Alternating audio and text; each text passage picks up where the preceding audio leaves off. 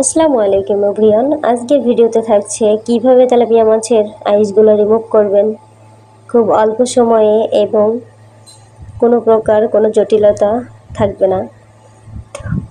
আমরা বটি দিয়ে সাধারণত এই আইসগুলো ফেলতে গেলে আমাদের অনেক সময়ের প্রয়োজন হয় এবং হাতে ফুটে যায়, কাটা ইত্যাদি ইত্যাদি সমস্যা হয়। বা আমরা শুধু মাছটা নিতে পারি না, এর সাথে আমাদের অবশ্যই ছাই মিলাই নিতে হয়।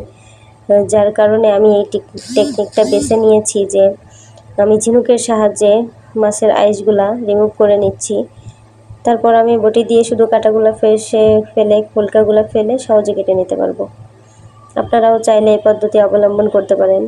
আমি ঝিনুকটা আমার অ্যাকোরিয়ামে মাছের মধ্যে ছিল, আমার বড় ঝিনুক ছিল, অনেকগুলা মারা গিয়েছে। আমি তাই ঝিনুকগুলো ফেলে না দিয়ে আমার কাজের জন্যই রেখে দিয়েছি এবং আমি সেই ঝিনুক দিয়ে বরাবরই কাজ করে যাই। যেমন মাছের আইসগুলো কমপ্লিট ফেলানো হয়ে গিয়েছে, সবগুলাই দেখতে পাচ্ছেন আপনারা, একটা আইসও নাই, একদম সব কমপ্লিট।